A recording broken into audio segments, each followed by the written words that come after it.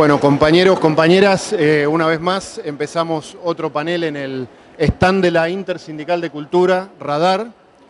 Este año se cumplen 40 años del retorno de la democracia, entonces en función de eso, la Intersindical de Cultura elaboró un documento que se hizo público hace pocos días en una conferencia de prensa, en donde se tocan varios temas que de alguna manera van generando un camino hacia lo que es la situación en que nos encontramos hoy en día, que no es la mejor de las situaciones, lo sabemos, a pesar de que vemos acá en la feria un movimiento importante, un movimiento de gente, por suerte, comprando libros.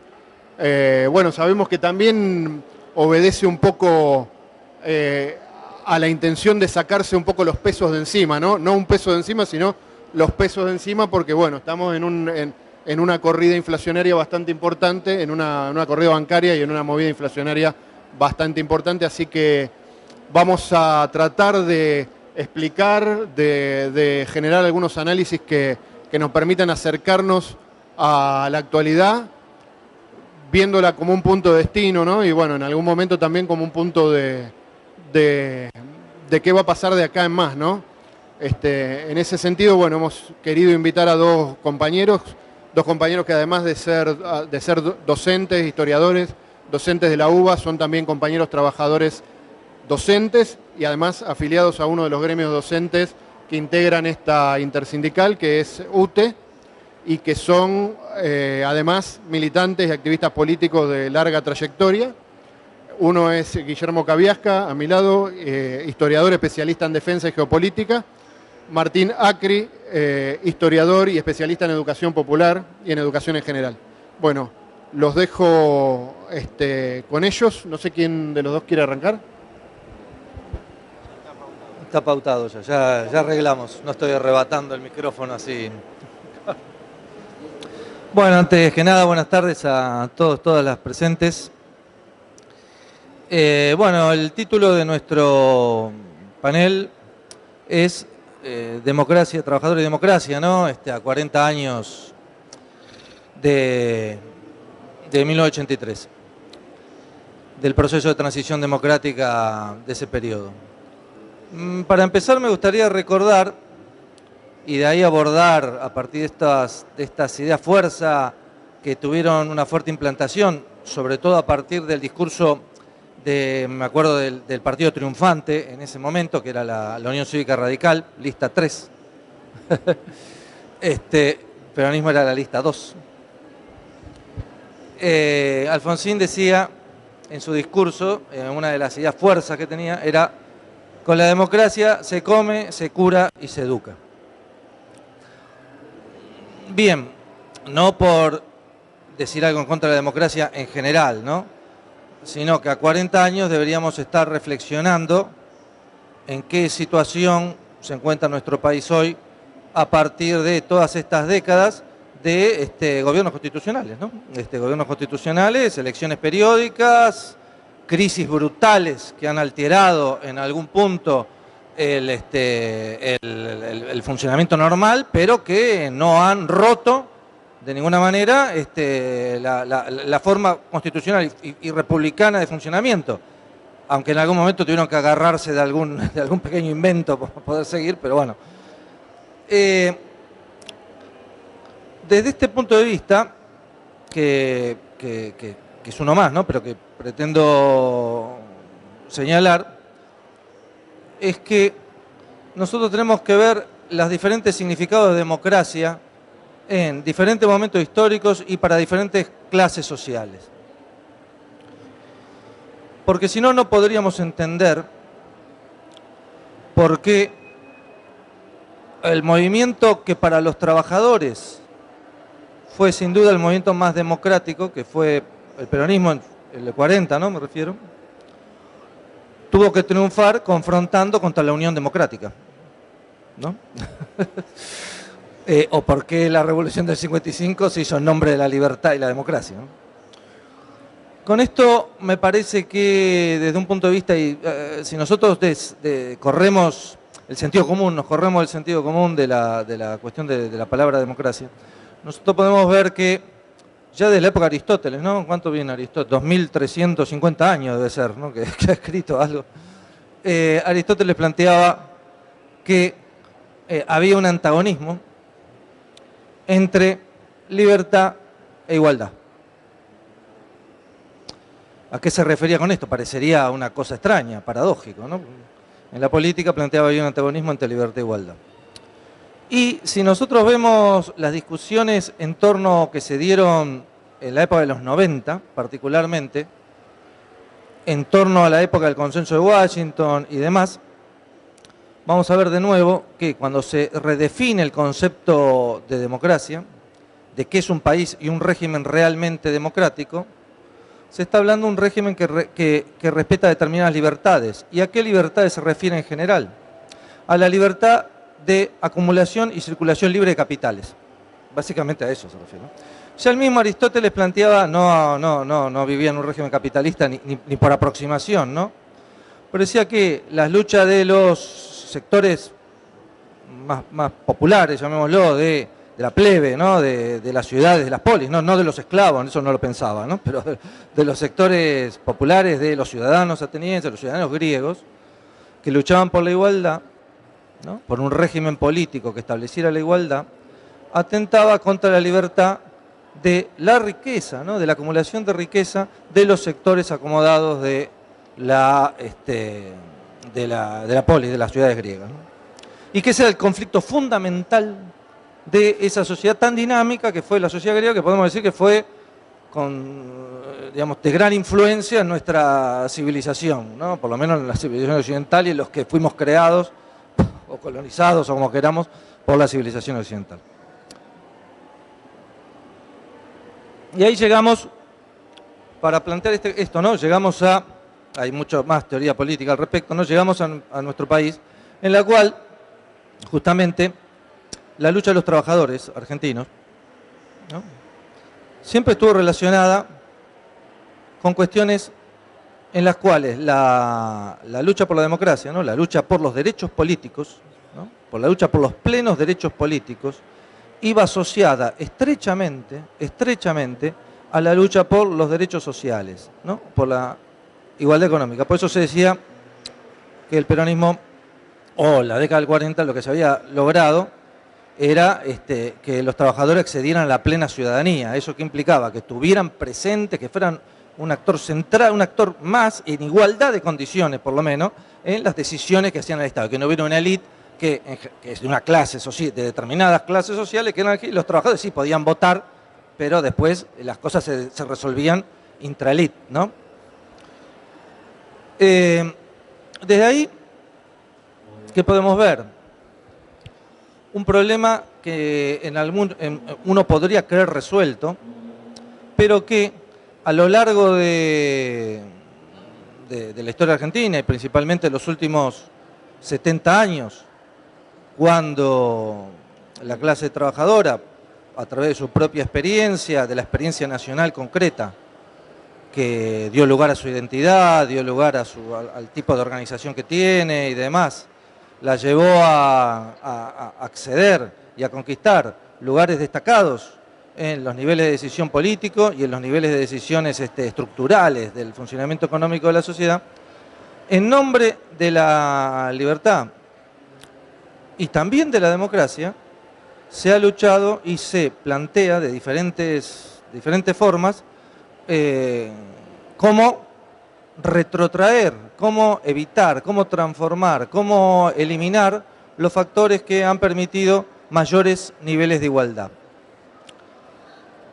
Justamente, nosotros estamos viviendo hoy, ya hace un tiempo, ¿no? Ya estamos viviendo hoy, y quiero decir algo más coyuntural, no es solo que una crisis de un momento por la fuga de capitales, cuando uno ve transformaciones estructurales que tienden a acentar las desigualdades, ¿no?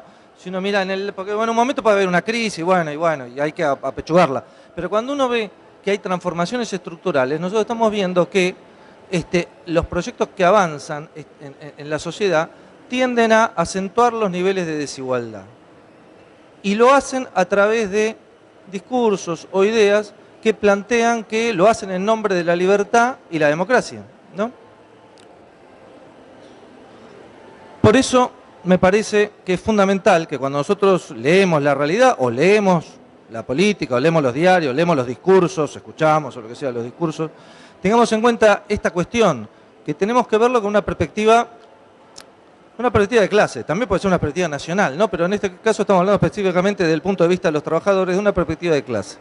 No es lo mismo lo que los sectores oprimidos o la clase obrera, la clase trabajadora en general en la sociedad puede interpretar y concebir como sistema democrático con raíces mucho más profundas que específicamente en lo republicano institucional, raíces que van en las relaciones más capilares del modo de producción, que es lo que pueden pensar las clases propietarias, y más aún si esas clases propietarias, como en la actualidad, están en una gran mayoría articuladas a lo que es la hegemonía global y diría yo en gran parte occidental no la atlántica, ¿no?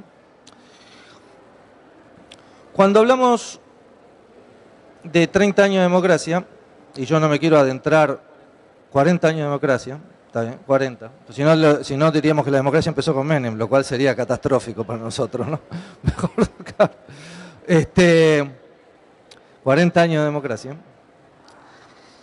Otra cuestión que nosotros tenemos que reponer es, me parece central, y en esta lucha por la igualdad, por la democracia desde una perspectiva de los trabajadores, o sea, poniendo en el eje el tema de la igualdad, es cómo los trabajadores, cómo el pueblo argentino recuperó la democracia, ¿no? Recuperó el sistema institucional llamado democracia, ¿no? Y que en muchos casos, durante décadas, durante todas estas décadas, en general ha sido medio como poco visto, ¿no? Yo no reniego, ni mucho menos, ¿no?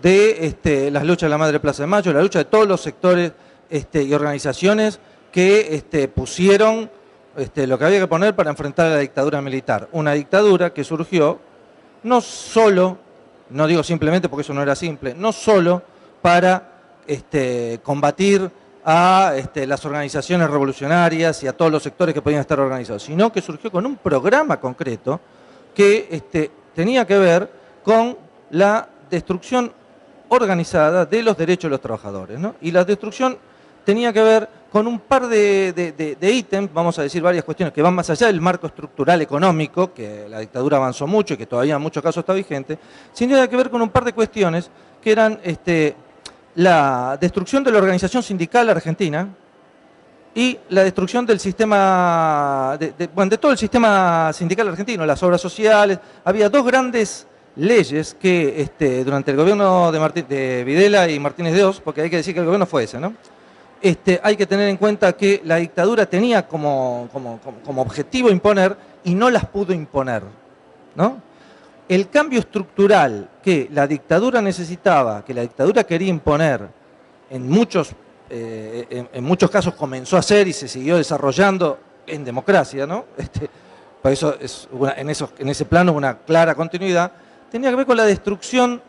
Y eso estaba claro en el discurso inicial del 2 de abril, paradójicamente, ¿no? Paradójicamente, del 2 de abril de 1976 de Martínez de Oz, cuando dice, por un lado, tenemos que terminar con el intervencionismo agobiante y asfixiante del Estado, pero también dice que las organizaciones de los trabajadores deben remitirse a lo suyo y no deben tener incidencia en la vida política, económica, como han tenido hasta ese momento. Y por otro lado, la destrucción de la industria nacional ya va por el plano de los sectores propietarios del mercado interno, ¿no? Para globalizar, para financiarizar la economía. Pero vamos al tema de los trabajadores. Iba centralmente a la destrucción del poder acumulado de la clase obrera argentina de los 50, 60 años anteriores, y específicamente las conquistas orgánicas que le daban poder dentro del Estado y dentro de la estructura económica, materializadas a partir del 44, 43, 44, en realidad 45, 46, 47, 48, cuando se armó toda la estructura que le dio a la clase trabajadora un poder capilar, tanto en las relaciones de producción como en el Estado, que se han ido y que siguen luchando en muchos casos por desarmar cuando una parte ya está bastante debilitada, porque se ha debilitado el tejido económico de la sociedad y el poder de la clase obrera está relacionado con el tejido económico industrial de una sociedad, ¿no? Si vos pulsás a la mitad de la población de la producción, bueno, evidentemente el poder de los trabajadores se resiente, ¿no? En ese sentido, durante la dictadura, y esto va con el tema de libertad e igualdad, durante la dictadura, la clase obrera tuvo un gran triunfo. El gran triunfo de la clase obrera fue frenar las dos principales medidas que la dictadura quería imponer. Uno era la destrucción de la estructura sindical argentina y otro era la destrucción del sistema de obras sociales de la clase obrera argentina. Esas dos cuestiones no las pudo hacer, y no las pudo hacer porque durante la dictadura la clase trabajadora estableció un proceso de resistencia que, por lo menos desde el principio, fue derrotada, pero ya del 78-79, con el paro de los 25, la primera huelga que intentó de huelga general de la CGT Brasil, ¿no? Que después fue la CGT Brasil, claro, todo eso que se ve por arriba era la expresión de un movimiento obrero que, además del movimiento obrero organizado, la clase obrera argentina, con un nivel de conciencia, con una potencia, impidió que la dictadura llevara adelante un programa que era aún mucho más profundo que el que llevó adelante, a pesar que sentó las bases para que hubiera las continuidades que vemos hasta hoy, ¿no? Con sus altibajos, ¿no? No ha sido siempre igual, ¿no? Pero con sus altibajos.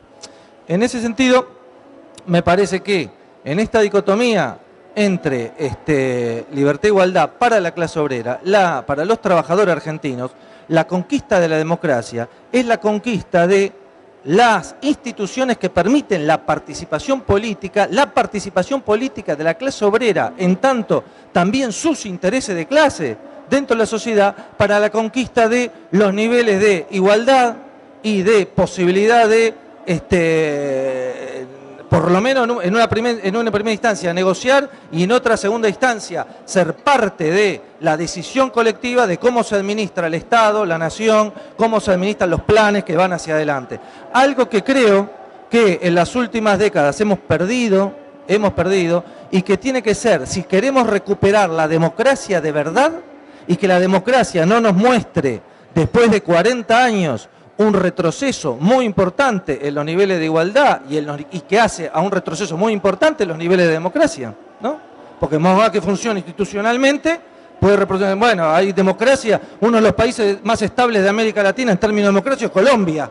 Hay una guerra civil, mueren decenas de miles de personas por año. Bueno, veamos qué hablamos. Hablamos de un tipo de democracia distinta, como la ha interpretado la clase obrera, como la conquistó la clase obrera, en la forma que la clase obrera argentina luchó y logró hace ya más de 70 años. Recuperar ese camino para ir por más es recuperar para la clase obrera la democracia, que a pesar de que funciona institucionalmente, se ha estado perdiendo, a pesar de que su conquista en el 83, la clase obrera, los trabajadores organizados, fueron sujeto central sin el cual no hubiera habido. O sea, la democracia no la trajeron los ingleses porque vencieron a nuestro país en Malvinas, como algunos dicen, ¿eh? No.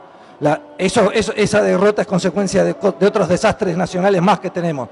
Pero la democracia ya estaba en vías de recuperación como instituciones a partir de la lucha que los trabajadores argentinos, con toda esa conciencia acumulada, venían desarrollando por lo menos desde el principio, pero por lo menos el 78-79 con la reconstrucción de sus capacidades y demás. Bueno, en ese sentido me parece la perspectiva de velar el concepto de democracia para que sea un concepto liberador y no alienante, para que no nos alienemos y lo tomemos como un elemento liberador, es tener la perspectiva de clase para recuperarlo como un concepto para luchar por la igualdad y los derechos de la clase obrera argentina, los trabajadores, que son los derechos de la nación argentina que nos van a permitir lograr la plena independencia y soberanía, que es la única forma de que los trabajadores logremos mejores condiciones para nuestra vida y nuestros hijos. Bueno, eso. Les agradezco. Bueno, gracias, Willy. Arrancó el folclore. Vamos a intentar igual continuar con la charla, porque bueno, acá se escucha, ¿no? Acá se escucha bien. Bueno, te paso el micrófono. Bueno, gracias, buenas tardes a todos y a todas. La verdad que después de la intervención de Guillermo, cómo continuar, ¿no? En relación al ida y vuelta que él ha hecho y ha demostrado en su intervención algunas cuestiones interesantes. Yo voy a empezar resaltando el documento que me pasó el compañero José en relación a la Intersindical de Cultura, de nuestros sindicatos obviamente, un documento que tiene por título Democracia y sindicatos contra la naturalización de la injusticia. Yo no voy a hacer eje en la democracia, creo que lo ha hecho de manera formidable acá el compañero Guillermo. Yo voy a hacer eje en la otra cuestión, la no naturalización de la injusticia y la resistencia y la lucha de la clase trabajadora, de las trabajadoras y de los trabajadores a lo largo de nuestra historia argentina, fundamentalmente en los últimos 40 años, pero a lo largo de todo el siglo XX y fines del siglo XIX. Dice un recorrido, es decir, el flyer que convoca esta actividad habla de hacer un recorrido. Seguramente voy a pecar en mi oficio de historiador, lo voy a hacer lo más rápido posible, que se entienda en función de que arrancó el folclore también, porque veo las genuflexiones de sus caras. A ver, el documento y algunas cosas que yo fui pensando mientras lo iba leyendo hace hincapié en los intereses de las mayorías, ¿no es cierto? A lo largo de nuestra historia los intereses de la mayoría han sido y son múltiples, me parece. Las herejías o la herejía de haber consagrado los derechos del trabajador. Willy acá hizo mención a un momento histórico y a un periodo en la Argentina en el que los derechos de las y los trabajadores se desarrollaron como nunca antes, desde 1810 en adelante, si se quiere, o desde nuestra organización nacional, desde mediados del siglo XIX en adelante. La huelga como delito penal. Bien, el compañero también hacía mención durante la dictadura, lo que la dictadura generó o quiso generar. No solamente en la dictadura, históricamente la huelga no es solamente una herramienta, también es, más allá de nosotros considerarla como una herramienta, es algo que es considerada por la clase dominante argentina y por el Estado, es decir, por los distintos gobiernos, como algo a combatir, bien, como una herramienta a sacar, es decir, por parte de los trabajadores. La suspensión de los fueros sindicales y las intervenciones a las obras sociales y los sindicatos. No por nada hoy sectores de la clase dominante argentina, en sus diversas expresiones políticas, hablan de vivir en un mundo sin sindicatos. Ese es el mundo de la patronal desde los albores del capitalismo. Vivir en un mundo sin sindicatos. En Occidente y fundamentalmente en nuestra América Latina y nuestra Argentina, el proceso organizativo, el proceso de unidad, el proceso de resistencia, el proceso de lucha y de solidaridad, que son los tres ejes vertebradores de nuestro movimiento sindical a lo largo de estos más de 150 años de organización, desde las primeras filiales de la Internacional, entre 1871 y 1872 en el Río de la Plata, y en algunos otros lugares como Rosario, Córdoba, en nuestra Argentina, son ejes vertebradores, ¿no es cierto?, la cuestión de la organización sindical. La persecución a los trabajadores, los secuestros, los asesinatos, el exilio, como algo característico también de la lucha y de la resistencia en ese proceso de no naturalización de las injusticias, ha estado presente del vamos. La ley de residencia de 1902 o la ley de defensa social es un poquito esto también, ¿no? Es historizar la lucha y la resistencia y cómo se daba a esa ley de residencia social en el que todo extranjero indeseable podía ser expulsado del país y era expulsado del país o enviado, si era argentino, a la cárcel de la Siberia Argentina, a la cárcel de Ushuaia, ¿no es cierto? No tengo que hacer mención a la cuestión de la persecución, de los secuestros, los asesinatos y las desapariciones constantes y permanentes de nuestros militantes sindicales a lo largo de estos 150 años. Bien, la resistencia obrera sindical a la represión, a sus imposiciones políticas y económicas brutales, también, no solamente en la década de los 70, en la década de los 70-80, sino, no quiero hacer mención al presente, pero a lo largo de nuestra historia, ¿no es cierto? La represión está presente, lamentablemente, hacia la estructura sindical. La cuestión de la agenda del mercado o la agenda de los trabajadores. Ahí me parece una cuestión importante también a detenerse.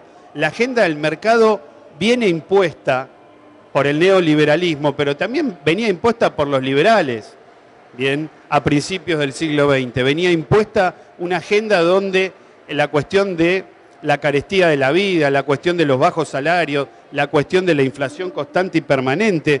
Y bueno, en este sentido me parece que la agenda de los trabajadores fue y debe y tiene que ser otra.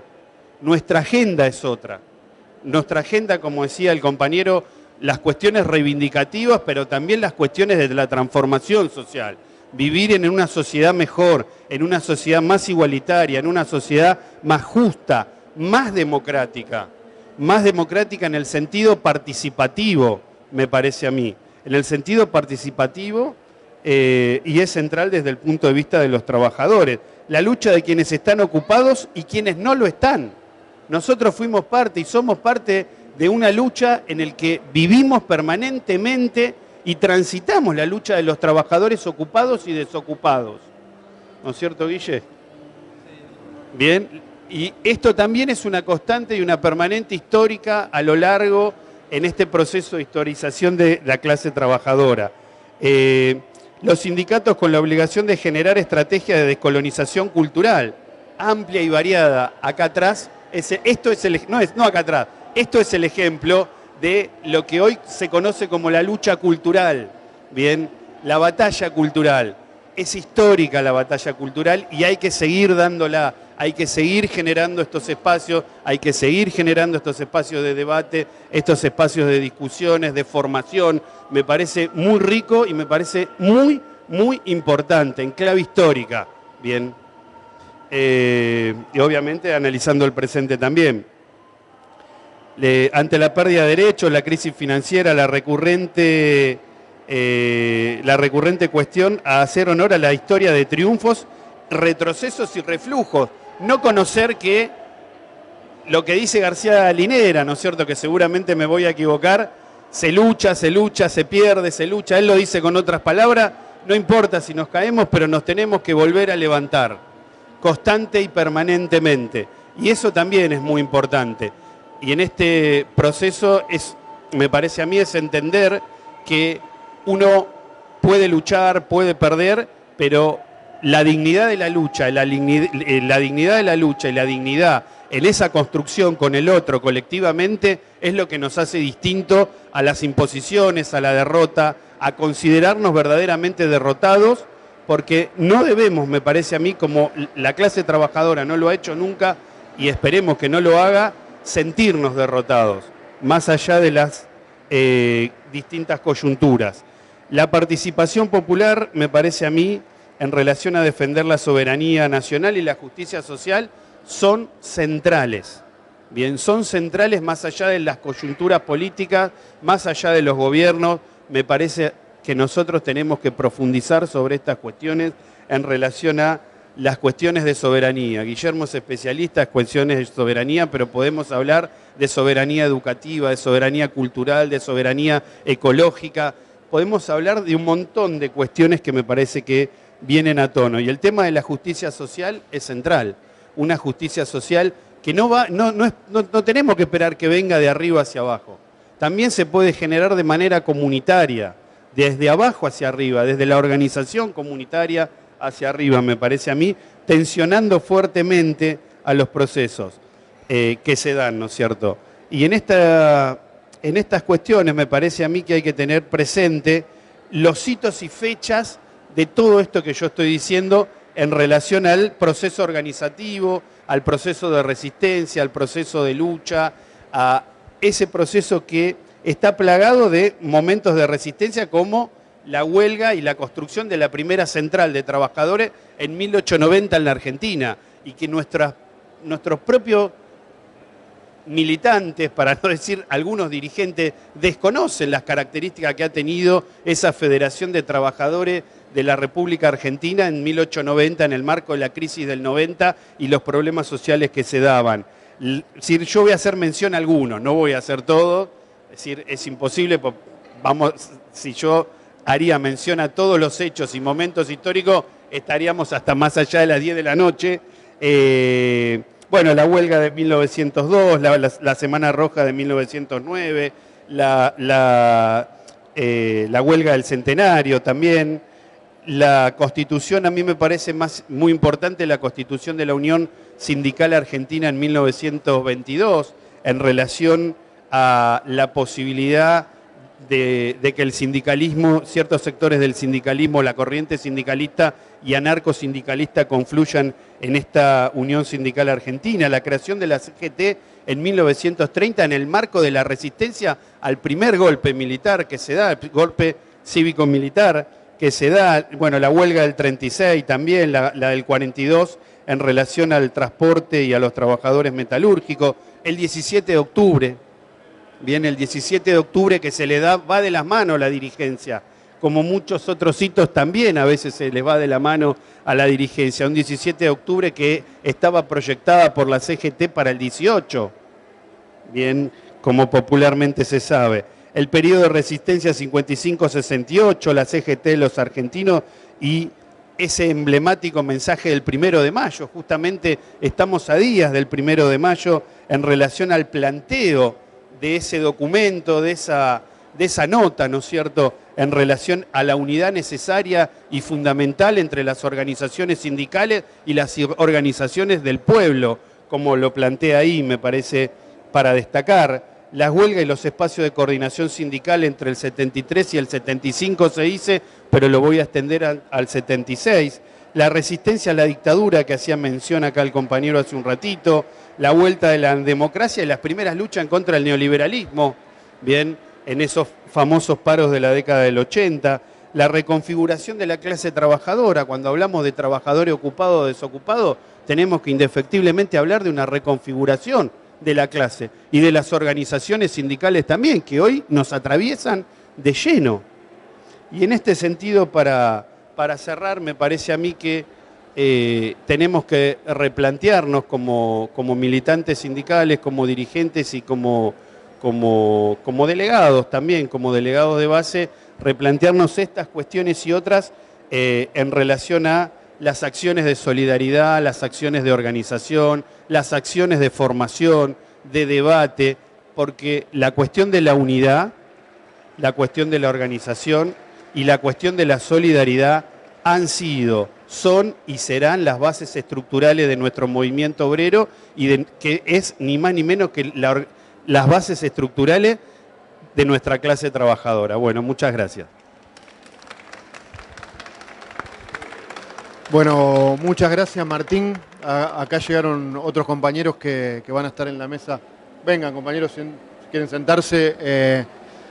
Muchas gracias a los dos. La verdad que quería hacer mención al libro que trajiste hoy, Martín, para que lo puedas contar un poquitito de qué se trata y decir que está disponible.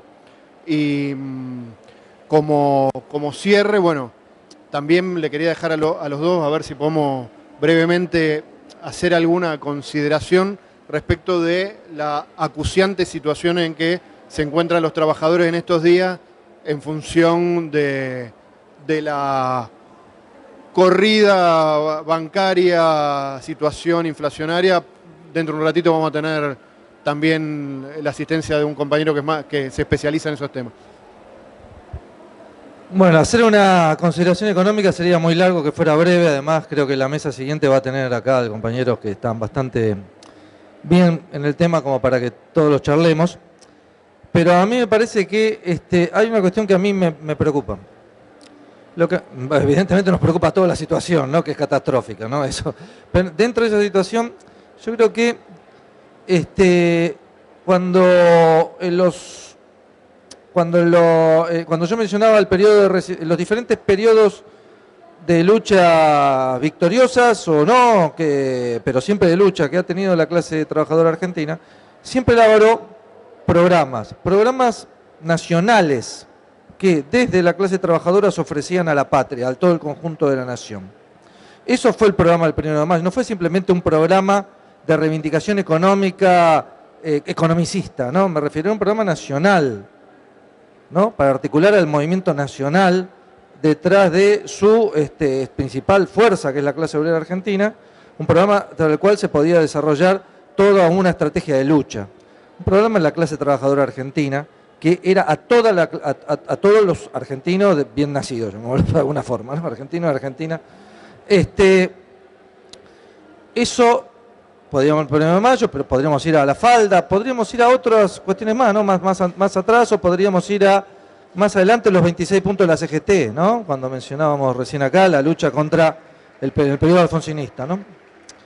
Yo creo que hoy eso está faltando. Yo no lo creo, y eso me parece lo más preocupante. Nosotros estamos viendo una discusión entre intraelite, entre fracciones de la clase dominante, algunas menos malas, algunas más malas, que están viendo cómo se articulan con un poder transnacional que para atemperarlo o entregarse completamente. O sea, lo que falta en esta etapa histórica es esa intervención de la clase obrera, no solo en la defensa necesaria. Yo que trabajo y que vivo un sueldo, claro que intervengo y quiero la intervención para la defensa del salario, que no caiga el salario, que la obra social de los docentes universitarios no desaparezca, porque ya es un desastre lo que están haciendo ahí. No sé, están excluyendo a los jubilados y demás, ¿no?